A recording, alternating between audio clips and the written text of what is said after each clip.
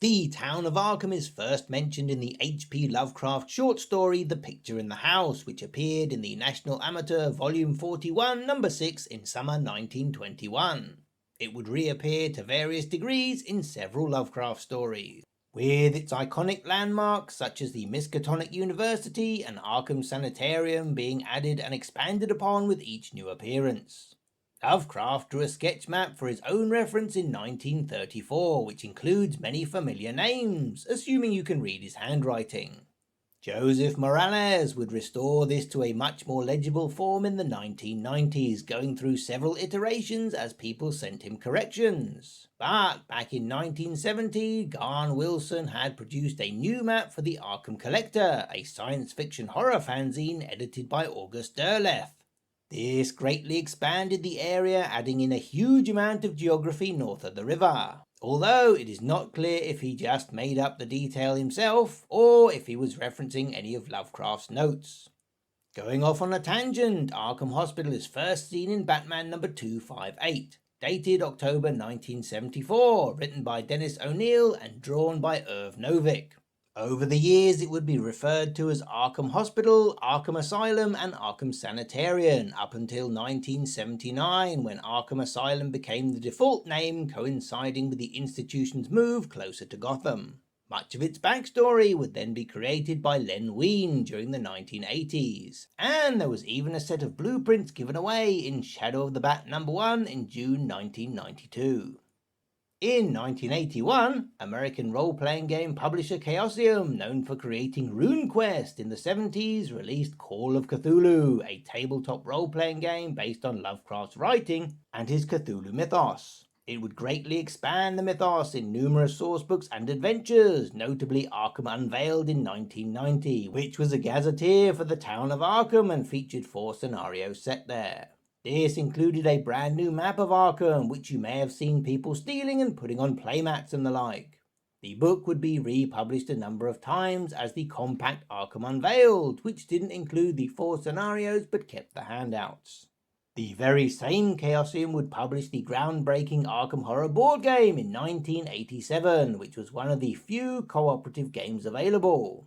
Although it was based around rolling a die and moving your pawn, it wasn't a race to the finish line, and you could explore the board in a sandbox style to reach various locations. Straight away you see familiar Lovecraft sites like the University and the Historical Society. There are places like the Sanitarium, Hospital and Newspaper that don't have proper names yet, and Velma's Diner and Hibbs Roadhouse which do, not to mention the Silver Twilight Lodge, which would go on to become thorns in the sides of investigators in most Arkham Files games. This was adapted from the Hermetic Order of the Silver Twilight, who feature extensively in the Shadows of Yog-Sothoth campaign for the role-playing game. Staples like the woods and the graveyard are here from the beginning, along with some oddities like Devil's Beach and a lighthouse. Arkham doesn't need a lighthouse, Kingsport does. This game also introduces the concept of gates to other worlds, which will keep reappearing. In 2005, Fantasy Flight Games acquired the rights and produced a second edition of the game, also entitled Arkham Horror. This had a similar fixed board, with the majority of locations coming across like the train station, the Black Cave and the Curiosity Shop. But the outliers like the Lighthouse, Dark's Carnival and Dagon Mission retired from the board. The locations were now also grouped into neighborhoods which matched the Chaosium source material. All were sets of 3 apart from French Hill for some reason, with the university becoming a neighborhood of multiple buildings. In 2018, FFG rebooted the game but still called it Arkham Horror. As well as keeping the name, they also kept the 3 locations per neighborhood idea, putting them on separate modular tiles that allowed you to set up Arkham in all manner of configurations. But because they were double-sided, you couldn't have all of Arkham on show at once. Much has been copied across directly, but the administration building at the Miskatonic has become the Observatory, the downtown bank of Arkham is now the Bella Luna, the woods changed to Hangman's Hill, the Unnameable was renamed the TikTok Club, and the newspaper on North Side finally has a name, the Arkham Advertiser. Not the Chronicle then. The artwork is beautiful, seriously beautiful, although who builds a bridge over an island? That is some non-Euclidean town planning at work, folks. Taking a small diversion, Chaosium launched the collectible card game called Mythos in 1996, which, despite being award-winning and critically acclaimed, only lasted a year. This had location cards, but they certainly weren't limited to Lovecraftian locations. Back to FFG, who licensed the rights from Chaosium to produce Call of Cthulhu, the collectible card game, in 2004, a year before they released the second edition board game.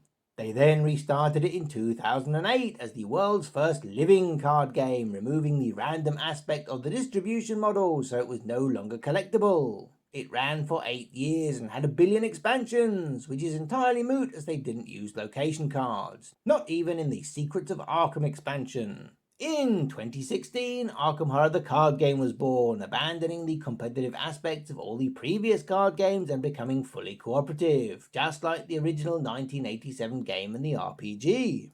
In the core box, the second scenario took place in the town of Arkham, being set up on a 3x3 grid with some cards representing individual locations or buildings and some as familiar neighborhoods, which may turn into different locations when you visit them. And the third scenario is set in the Arkham Woods. Remember those? These cards and this artwork, which arrived 2 years before the 3rd edition board game, may be many people's first or only glimpse into Arkham, and they may not realise the history and depth of these locations. The card game would return to the titular town in future campaigns. In fact, Arkham keeps popping up in all the Arkham games, as the clue must be in the title. In Eldritch Horror, the zoomed-out macro-scale romp, Arkham is one of only 2 US cities on the board. At the other extreme, Final Hour takes place entirely on the Miskatonic University campus, whose locations are 15 separate buildings that the investigators move around and interact with. Mansions of Madness enjoys a similarly small scale and has a dedicated expansion called Streets of Arkham, with a scenario in the museum, one in the university, and a third concerning its organised crime gangs. But it's that dice-rolling Yahtzee Fest Elder Sign that has the most Arkham content in its Gates of Arkham expansion. There are 26 different Arkham locations with 3 variants. These get quite old school as we see the Unnameable, the Newspaper, and the Bank of Arkham. In fact, these are lifted wholesale from the 2nd edition board game, including the artwork. The only exception is Unfathomable, which was set on a cruise liner in the Atlantic. The closest it comes to Arkham is Boston. Leaving the games behind, a special mention must go to the Investigators of Arkham Horror, a luxurious hardback book that delivers the backstories for all the investigators that were released to date. In many of them you can learn little tidbits of information about the town, and some, like Charlie Kane's, which give you a big dollop of history. Likewise with the opening story of Wilson Richards, which serves as a tour of Arkham's neighborhoods and geography. In fact, the fictions in general are a good place to see what other writers have done with FFG's version of the town. Saving the best till last, the ultimate guide to the Arkham of Arkham files is actually the deluxe rulebook that was a pre-order bonus for the 3rd edition board game. Aside from a fascinating recounting of the history of the original Arkham board game from its creator, Richard Launius, you have more than 30 pages of detailed lore about every single one of the 8 neighborhoods and their 3 separate sublocations. Who runs the Bella Luna? How did the TikTok Club get its name? Where does the boarded up passageway lead to in the basement of the boarding house? And most importantly, what is the secret to Velma's cherry pie? This massive injection of lore and the amazing pictures that go with it were invaluable for anyone creating their own games or fiction in the Arkham Files universe. It was only outdated by new locations being detailed in the expansions to the card game and the 3rd edition board game. Secrets of the Order added duplicate tiles for the Merchant District and Miskatonic University neighborhoods, removing the restrictions of the double-sided tile format. It also introduced the only neighborhood missing from the Chaosium version of Arkham, French Hill. But the Duarte Funeral Home and Bayfriar Gardens are strong indicators that FFG wanted to distance their works from the RPG source material. There was also a tile for the Underworld, connecting Arkham to the City of the Gugs, Vaults of Zin, and Vale of Panath, as well as sub-locations for the Witch House and the Unnameable. Dead of Night was sadly too small to fit any new tiles in. leaving the largest expansion, Underdark Waves, to introduce 2 full-size Kingsport neighbourhoods and 2 Innsmouth neighbourhoods, Blast Devil Reef and the Strange High House. One of the most notable scenarios was Machinations Through Time for the card game. This is set in Arkham but in 3 distinct time periods of the past, present and future, the future being the 1950s. It had artwork and descriptions detailing familiar places or institutions as they changed over a century, like the building of the Warren Observatory on Crane Hill. This was an incredible implementation of Arkham's living history, and it did indeed answer the question of how the TikTok club got its name, and better still by showing not telling. FFG also collaborated with Dark Horse, best known for their comics and graphic novels, on an art book. This has plenty of original artwork for the Arkham locations, reprinted larger and without text so you can get a better look and spot great details usually obscured or cropped when fitted onto game components. With so many new locations receiving artwork, narrative and flavor text, FFG partnered up with their fiction publishing studio, Aconite Books, to create a comprehensive guide. Welcome to Arkham is a 176-page hardback book with entries for 115 different locations in Arkham, Dunwich, Innsmouth and Kingsport, and featuring more than 500 illustrations. The book itself is partially written as an in-world manuscript created by the Arkham Historical Society and littered with fake documents to add texture and mystery, although there is still the necessary publishing legalities, and this being an Aconite book, more adverts than you can shake a stick at. It does use the same text as the deluxe rulebook where the entries cross over, as you can see here, and also the same pictures for the most part, but the layout and graphic design has been reworked. Aconite Books themselves have been fleshing out Arkham with more than a dozen new novels and anthologies set in the Arkham horror universe. Chaosium themselves weren't standing still either. 2024 saw an extensive rework of their Arkham Unveiled sourcebook into a massive 274-page full-colour hardback. Due to the revolution in digital art and printing, this veritable encyclopedia is packed with original art, colour NPC portraits, and little adverts and ephemera from the period. Even a 4-page mock-up of the Arkham Advertiser. All of the included maps were redone with more detail and higher resolution. The neighbourhood ones were colorized and plenty of new maps and floor plans were added. And there is a chronology of all official Lovecraft references to Essex County. What particularly impressed us about this book was the credits page. Chaosium have worked really hard to try and track down as many people that have fleshed out the RPG version of Arkham as possible. Who came up with the idea for the tunnels under the university? Who wrote up their history? Who mapped them out? Which supplements contain more information about Arkham?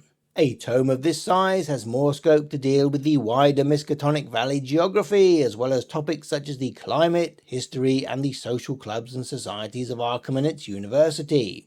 Although the Arkham Horror Files universe is now separate from Chaosium's iteration, things like the hierarchy of the O'Banian organised crime family can still help you fill in some holes. It is unlikely that FFG will produce their own Arkham-inspired RPG. In 2024, Asmodee's RPG division Edge Studios announced they would be releasing their own Arkham Horror RPG. The first product is a starter box whose adventure is set in Arkham, so undoubtedly this will further expand on the Arkham Horror iterations of Arkham's locations. Look for more details at Gen Con later that year. We originally made this video back in 2021 as part of a series that chronicled us making our own Arkham Files game. Sadly, the global pandemic interrupted that project, and so only our patrons got to see the video. But with the amount of effort we put into all the research and tracking down the different products, it seemed like a shame to leave it unseen. Maybe we'll update some of the other videos too. Who knows? In the comments below, tell us if you want us to do a deeper dive into any of the books we mentioned in this here video.